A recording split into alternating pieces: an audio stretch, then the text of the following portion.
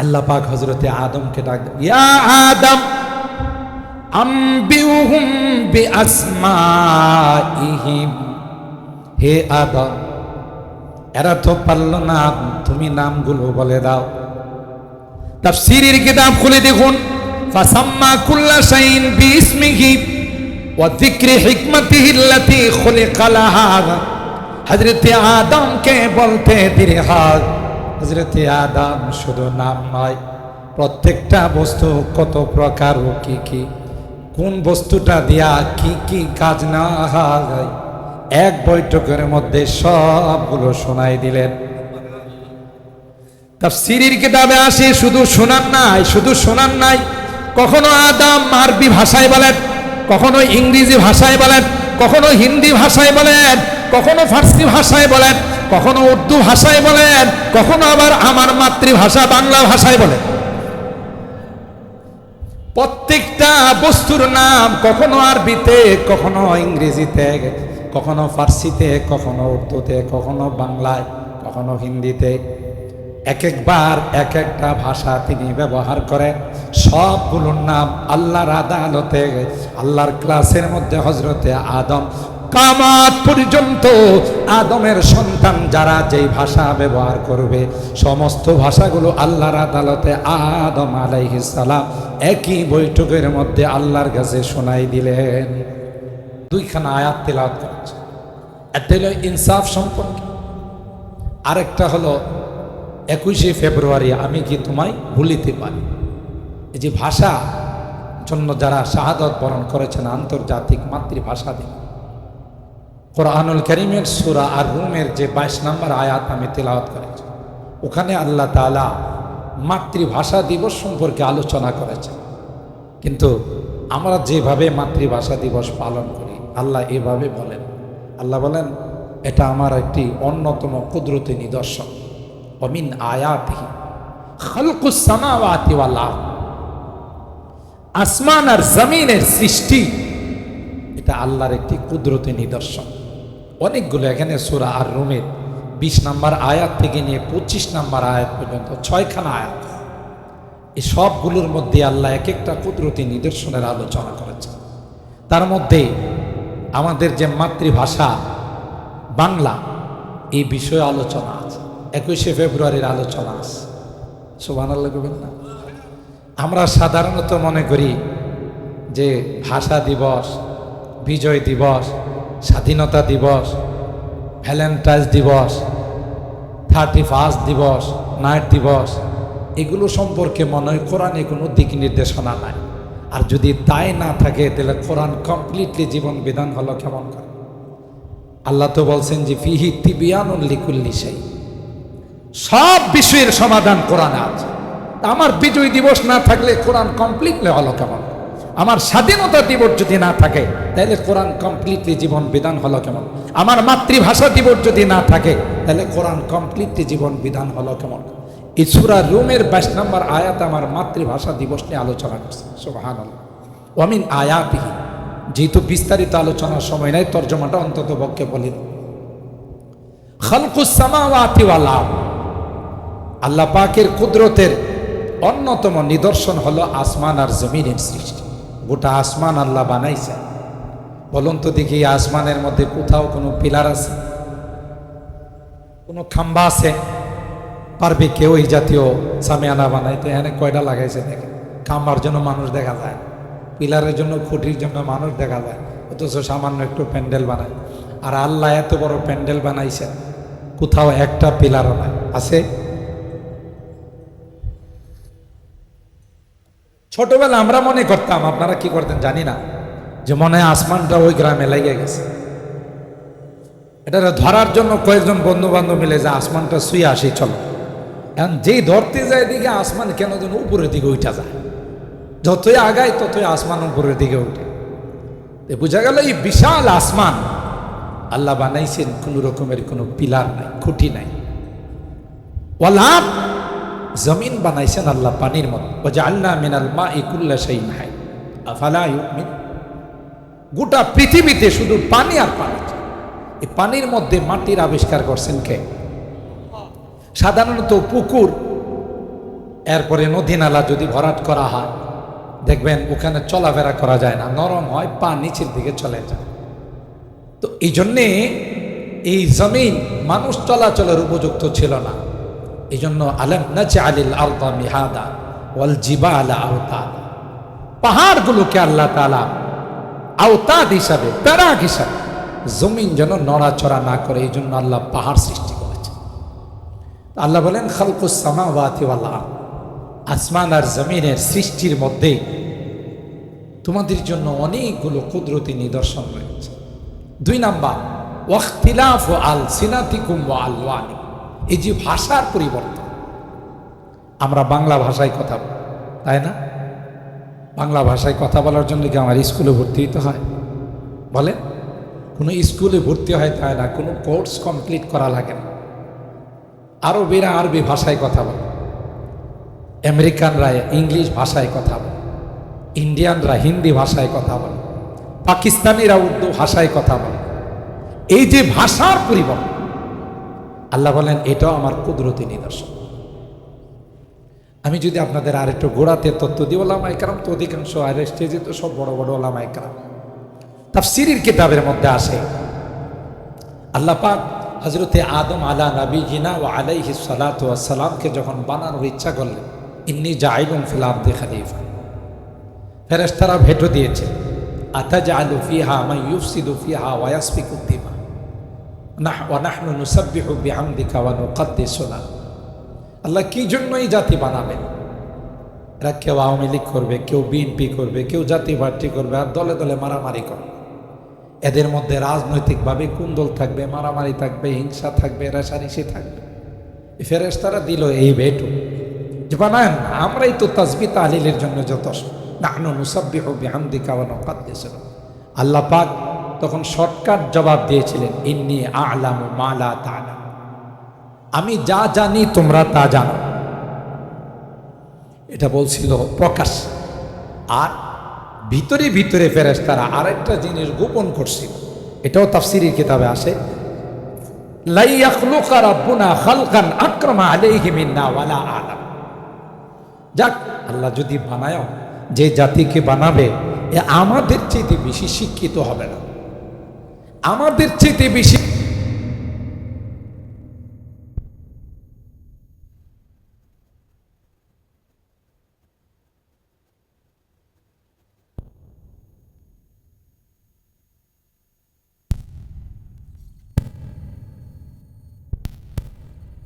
আল্লাহ জানছে। তো বাহ্যিকে যে কথাটা বলছো এটার জবাব দিয়েছিলেন ইন্নী আ'লামু মা লা তা'লাম। আর মনে মনে যে বিষয়টা গোপন করছিল এটার জবাব আল্লাহ প্র্যাকটিক্যালি দিছেন।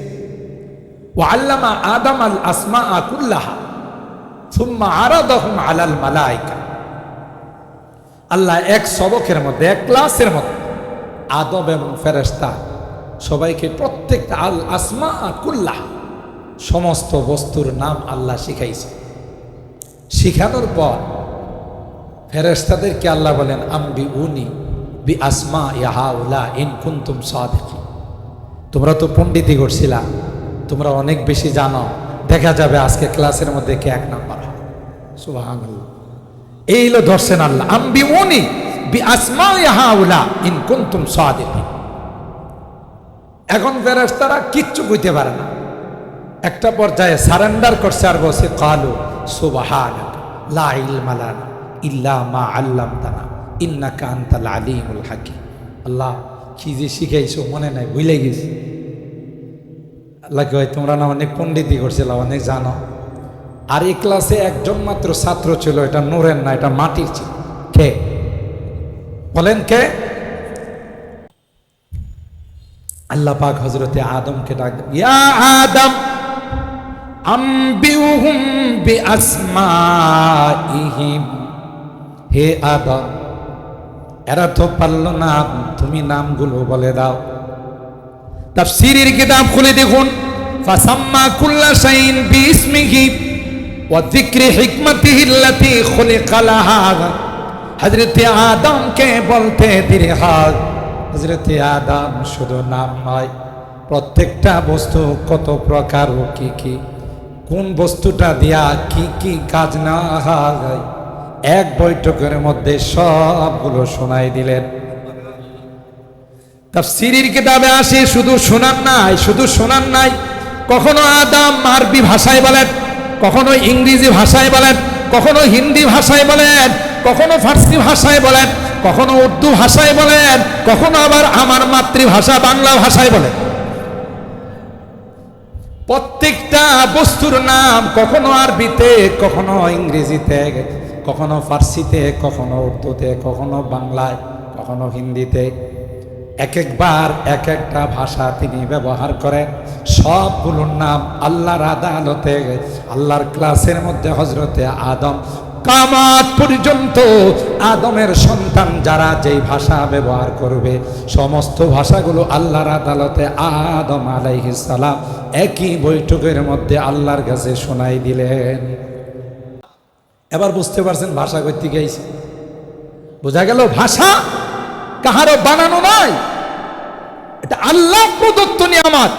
আমি বাংলা ভাষায় কথা বলবো, এটা আল্লাহ আগের থেকে আমার জন্য এটা নির্দিষ্ট করে রাখছেন। যারা আরবিতে কথা বলবে তাদের জন্য ওটা নির্দিষ্ট করে রাখছেন। প্রত্যেকটা ভাষা আল্লাহ বলেন ওয়াখতিলাফু আলসিনাতিকুম ওয়া আলওয়ানিকুম, তোমাদের ভাষার পরিবর্তন এটাও আমি আল্লাহর কুদরতি নিদর্শনের অন্যতম নিদর্শন। ঠিক কিনা বলেন? আবার আপনারা দেখবেন প্রতি 20 কিলোমিটার অন্তর অন্তর ভাষার মধ্যে মিল নাই। বিভিন্ন এলাকায় যাবেন 20 কিলোমিটার গেলেই দেখবেন কিছু না কিছু ধাক্কা আছে ভাষার। একই ভাষা বলে, সিলেটি ভাষাই বলে, চট্টগ্রামের ভাষাই বলে, নোয়াখালীর ভাষাই বলে, বরিশালের ভাষাই বলে, কিন্তু 20 কিলোমিটার অন্তর অন্তর দেখবেন কিছু না কিছু ব্যবধান। এই যে ব্যবধানটা এটা কে করেছে?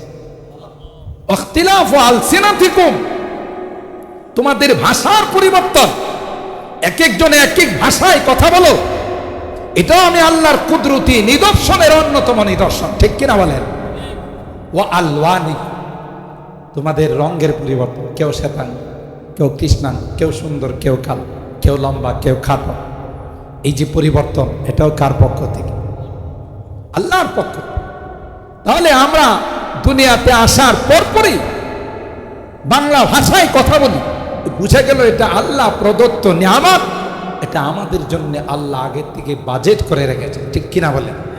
হ্যাঁ, ভাষার জন্য যারা শাহাদত বরণ করেছে অবশ্যই তাদেরকে আমরা মোবারকবাদ জানাই, তাদের রুহের মাগফিরাতের জন্য আমরা দোয়া করি। কিন্তু রাষ্ট্রীয়ভাবে যে সুন্দরভাবে এই ভাষা দিবস পালন করা হয়, এই ভাষা শহীদ যারা হয়েছেন, ভাষার জন্য যারা শাহাদত বরণ করেছে, ওরা যদি আসতো আর আমাদের সাথে দেখা হতো, আমরা কি রক্ত দিয়েছিলাম আমাদের গান উপহার দেওয়ার জন্য? কথা কয়, আমরা কি রক্ত দিয়েছিলাম আমাদের কবরের মধ্যে তোমাদের গুনাহগুলো পৌঁছানোর জন্য? আরে রক্ত দিয়ে, জীবন দিয়ে তোমাদের জন্য আন্তর্জাতিক মাতৃভাষা উপহার দিয়ে গেলাম, আর তোমরা নিমুখ খারাম আমাদেরকে গান দিয়ে স্মরণ করো। কেন পারো না? সূরাতুল ফাতিহা তিলাওয়াত করে, সূরা ইখলাস 3 বার তিলাওয়াত করে আমাদের আত্মার জন্য, রূহের জন্য তোমরা দোয়া করতে পারো? কথা বলেন ঠিক কিনা? আমরা নিমুখ খারাম যাদের শাহাদতের কারণে বিনিময়ে আমরা স্বাধীন দেশ পেয়েছি, বিজয় পেয়েছি, আমরা যখন তাদেরকে স্মরণ করি রাত্রে 12টার পর থেকে শুরু হয়ে যায় গান বাজনা, বাদ্যযন্ত্র। আমাদের এই মাদ্রাসাগুলো, মসজিদগুলোতে, আমরা হিফজখানাগুলোতে কোরআনে কারীমের খতম করি, তাদের আত্মার মাগফিরাতের জন্য আমরা দোয়া করি। কিন্তু মুশকিল হলো কি জানো? আমাদের এই খতমগুলো যখন এই যারা শাহাদত বরণ করেছেন দেশের জন্য, ভাষার জন্য, এগুলো যখন ওখানে যায় গিয়ে সুযোগ পায় না, দেখে যে গানে পুরা কবর ভইরা রয়েছে। কথা পায়, পুরা কবর শুধু গান আর গান। আপনারা বলুন তো দেখি, গান কি হালাল না হারাম? এটা কি আমি মৌলভী সাহেবের কথা, ইনসাফ ফাউন্ডেশনের কথা? এটা কোরআনের সূরা লোকমানের আয়াত। ওয়ামিনান নাস মান ইয়াশতারি লাহওয়াল হাদিস লিয়ুদিল্লা আন সাবিলিল্লাহি বিগাইরি ইলমিন ওয়া ইয়াত্তাখিযাহা হুজুয়া উলাইকা লাহুম আযাবুম মুহিন। গান তো আল্লাহ হারাম করে দিয়েছেন। যত গান সবগুলো উঠতি বয়সের যুবক যুবতীদেরকে প্রেম শেখায়, আর এই প্রেম বাস্তবায়ন করার জন্য 14 তারিখের দিবস আবিষ্কার করছে। একমাত্র কারণ চরিত্রহীন বানানো, হারামজাদা জারজ সন্তান বানানো। এটাই বিজাতিদের উদ্দেশ্য। ভ্যালেন্টাইন্স ডে বাংলাদেশে আবিষ্কার করা, এর বাহিরে অন্য কোনো উদ্দেশ্য নয়। ভালোবাসার নামে, প্রেম প্রীতির নামে বাহির হয়ে যায়, আর ওখানে গিয়ে আকাম কুকাম করে। যে সন্তান পৃথিবীতে আসে এদিকে হালাল জাদা না হারাম জাদা। আর ইসলামের যত ক্ষতি পৃথিবীর সূচনা লগ্ন থেকে এখনো যারা করতেছে, আল্লাহর কসম তালাশ করলে দেখা যাবে একটারও জন্মের ঠিক নাই, সবগুলো জন্মের মধ্যে লিক আছে। যাদের জন্ম ঠিক আছে, হালাল সন্তান, এরা আর যাই হোক ধর্মকর্ম করে না, হয়তো নামাজ রোজা ঠিক মতো পড়ে না, জীবনে কোনোদিন কোরআনের বিরুদ্ধে কথা কয় না, জীবনে কোনোদিন নবীর বিরুদ্ধে কথা কয় না, জীবনে কোনোদিন ইসলামের বিরুদ্ধে কোনো কথা কয় না। ঠিক কিনা বলেন? এগুলো তাদের দ্বারাই সম্ভব যাদের জন্মের মধ্যে কোথাও না কোথাও লিক আছে। কথা বলেন ঠিক কিনা? লিক, আর লিকটা হয় কখন? 14 তারিখে হয়। এই লিকটা হয় 14 তারিখে, কারণ হাদিসের মধ্যে আসছে। আসলে আমার ইঙ্গিত দিয়ে মাওলানা কিন্তু বসে থাকবে, আসলে বলি এইগুলোকে। হাদিসের মধ্যে আসছে দুইজন যুবক যুবতী, বেগানা পুরুষ আর নারী যখন একত্রিত হয়, মাঝখানে কে থাকে? এ ভাই বলেন বলেন, কে থাকে? আলহামদুলিল্লাহ দেখছেন মাওলানার হায়াত আছে। বাংলা ফতোয়া, আর কি এটা আরবি ফতোয়া না, এটা আরবি ফতোয়া না, বাংলা ফতোয়া।